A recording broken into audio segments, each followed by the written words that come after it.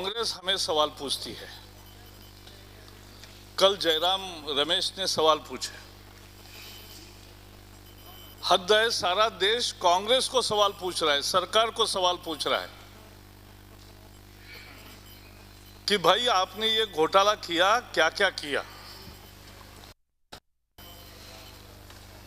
लेकिन ये भी एक डाइवर्जनरी टैक्टिक्स है। कांग्रेस का रवैया, कोई भी स्कैम जब आता है बाहर, तब कांग्रेस का रवैया अब साफ हो गया है कि पहले स्कैम के अस्तित्व को ही नकारो, डिनाय। दूसरे, फिर जिसने घोटाला उजागर किया तो कैग हो, अथॉरिटी हो, उस पर ही प्रहार करो, डिस्ट्रॉय करो उसकी क्रेडिबिलिटी।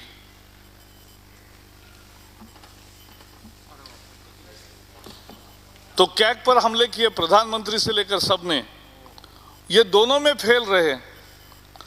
तो उन्होंने अब एक डाइवर्जन के रास्ते आने का अपनाए हैं। देख रहे हो आप,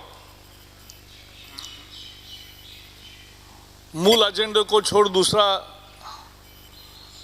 सब वहां संसद में एजेंडा लाना, मूल मांग को, जिसके लिए देश इतने दिन से संसद बंद है। और मैं ये भी कहना चाहता हूं कि संसद ये सत्र नहीं चली, इसकी पूरी जिम्मेवारी कांग्रेस की है। क्योंकि याद करो, 2G के समय हम जेपीसी मांग रहे थे, वो पहले ही दिन अगर हां कहते तो सत्र चलना था। नहीं जेपीसी दी और फिर आने वाले सत्र में दी, बजट सत्र में। तो सत्र किसने खराब किया उस समय का? शीतकालीन सत्र 2010 का कांग्रेस ने खराब किया। अब भी किसने सत्र खराब कर रहे? कांग्रेस कर रही है। क्योंकि हमारी न्यायोचित मांग जो है, देश की है, सदन का बहुमत मांग रहा है कि जांच करो निष्पक्ष, और कोल का आवंटन, धांधली की जो हुआ है वो रद्द करो। लेकिन जायज मांग को न स्वीकारने का अड़ियलपन कांग्रेस ने लिया है, और इसके लिए कांग्रेस जिम्मेवार। और कल जयराम रमेश जी का प्रयास भी ऐसा ही एक डाइवर्जनरी टैक्टिक्स है, और इसलिए हम आज 8 सवाल उन पर दाग रहे, जिसका जवाब दें।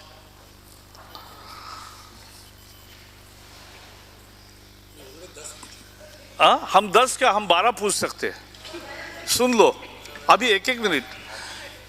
Sir, the Congress is neck deep involved in the coal gate. They have no answers to the question which countrymen are asking. They are defending the indefensible. And in this strategy, they first deny the existence of any scam. At a later stage, they tried to destroy the credibility of the institute, even the constitutional institute, which brings out this corruption. Here, it is the case of CAG. And after failing in both these attempts, they resort to diversionary tactics. And we are witnessing. Jairam Ramesh questions are also one such diversionary tactics. और इसलिए हम आज सवाल पूछ रहे उनको ही, कि जिसका जवाब देश मांग रहा है कांग्रेस से और सरकार से। Is it not a fact that the PMO and the many Congress chief ministers also oppose the competitive bidding? The PMO opposed the competitive bidding. Yes, the government moved in 2004. But in September 2004, the PMO opposed it. And many Congress chief ministers opposed. But they are only highlighting only 2-3 letters of the BJP chief ministers, and that too not the full content, selected portion of the letter. What is essentially BJP CMs are demanding is that if you adopt the competitive bidding, then the states must get its share in the coal for their own power production at a designated rate, and at the same time they are asking part of the auction proceeds for the state's welfare. And the same is done by the Congress chief ministers also. But just to play a gallery politics, they are raising this, they are deliberately doing this falsehood. हमारा पहला सवाल है कि क्या PMO ने खुद के सरकार के ही कॉम्पिटिटिव बिडिंग के प्रपोजल को विरोध नहीं किया? नीलामी का प्रपोजल तो सरकार ने लाया, लेकिन उसका विरोध चार में खुद पीएमओ ने किया है, दस्तावेज मौजूद है। और क्या दूसरे कांग्रेस के मुख्यमंत्री किया है, लेकिन उसका खुलासा वो नहीं करना चाहते, वो इसमें राजनीति करना चाहते और 2-3 बीजेपी चीफ मिनिस्टर्स का पत्र केवल उसका भी सिलेक्टेड पोर्शन दिखा रहे।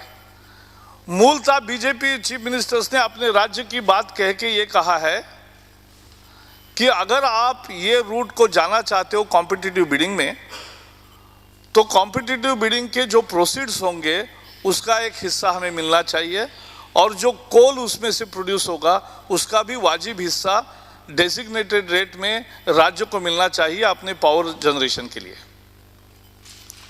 और आगे चल के ये भी हमने परसों बताया था कि खुद श्री प्रकाश जायसवाल ने जब बिल पायलट किया तो किसी एक मेंबर ने पूछा कि भाई इसका राज्यों का विरोध है, तो उन्होंने कहा नहीं, हमारी सब माइन मिनिस्टर्स के सभी राज्यों के माइन थे, सबकी कोल मिनिस्टर्स और माइन मिनिस्टर्स उपस्थित थे, सबकी बैठक हुई और सभी राज्यों ने सहमति जताई। So when these are the facts, still you want to fool the country? हमारा दूसरा प्रश्न है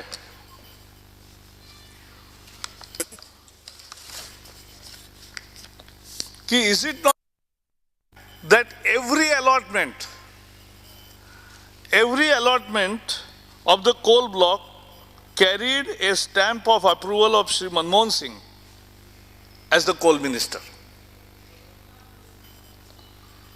कल जो सीबीआई के रेड पड़े तो the MPs and others, Congress leaders are the beneficiary of it, means of the scam, of the allotment. But who did the allotment?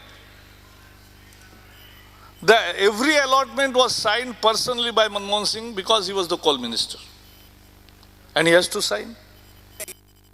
क्या क्या काम उनसे करवा रही है देखो। तो क्या यह सही नहीं है कि प्रधानमंत्री ने स्वयं हस्ताक्षर किया हर अलॉटमेंट के कोल ब्लॉक के, और दूसरे किसने हस्ताक्षर किया? और जबकि फाइनल अप्रूवल अगर मिनिस्टर करता है तो उसके नीचे के अधिकारी ने क्या कहा, नीचे और किसने क्या कहा, और स्क्रीनिंग कमेटी ने क्या कहा, इसका क्या मतलब है? जिम्मेवारी किसकी बनती है? इस्तीफा कार्रवाई किस पर होनी चाहिए? इस्तीफा किसको देना चाहिए? प्रधानमंत्री को देना चाहिए। चौथा प्रश्न, तीसरा प्रश्न, why there were no comparative appraisals of all the applicants and no explanation on the record why a certain party was selected? Coal block आवंटन के लिए औसतन 10-15 एप्लीकेशंस हर ब्लॉक के लिए आए थे। अगर एप्लीकेशंस 10-12 लोग अप्लाई करते हैं कोल ब्लॉक के लिए और एक को देते हो तो 12 लोगों का कंपैरेटिव क्या है एनालिसिस, अप्राइजल, और उसमें से इसको ही क्यों दिया, इसका कारण क्या है? ये कहीं लिखा ही नहीं है, क्योंकि लिखना बड़ा धोखे का था, लिख नहीं सकते थे कि स्कैम के तहत कहा था। There was for allotment.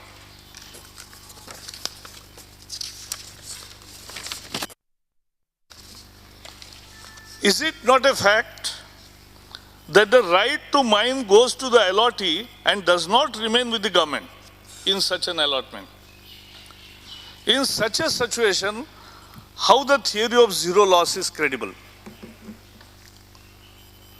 अगर अलॉटमेंट के राइट्स ही दूसरे के हो गए, उसकी खदान हो गई एक तरह से, वो दूसरे को सेल भी कर रहा है, ये भी सीबीआई पा रही है, तो फिर in this arrangement profits are for private companies and there is no adequate returns और even a share of the profits for the government. What is this? Is it not crony capitalism? Is it not a scam? It's a fraud. It's a quid pro quo arrangement. And what is that quid pro quo?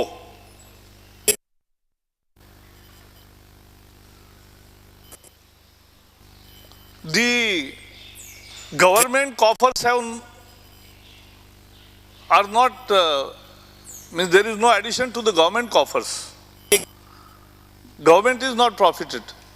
But the party coffers? और इसकी हम तो चाहेंगे, निष्पक्ष जांच इसलिए मांग रहे हैं क्योंकि सीबीआई की मर्यादा वहां आती है, क्योंकि मनी ट्रेल, कौन विश्वास करेगा कि 1700 करोड़ टन 51 लाख करोड़ का कोयला भंडार मुफ्त में दिया गया, ऐसा ही दिया गया? जिस कांग्रेस राज में एक छोटा काम भी बिना पैसे का नहीं होता, वहां इतने बड़े बड़े खदान, इतना बड़ा फायदा मुफ्त में दिया गया, ऐसा कौन विश्वास करेगा इस देश में? इसका क्विड प्रो को क्या है, इसका मनी ट्रेल क्या है, ये ढूंढने की जरूरत है. ये कैग पर अटैक करते हैं, हमारा वो भी क्वेश्चन है. Is it not a fact that the first Prime Minister defended the CNAG when the Congress members were criticizing it because it exposed the Jeep scandal of Krishna Menon?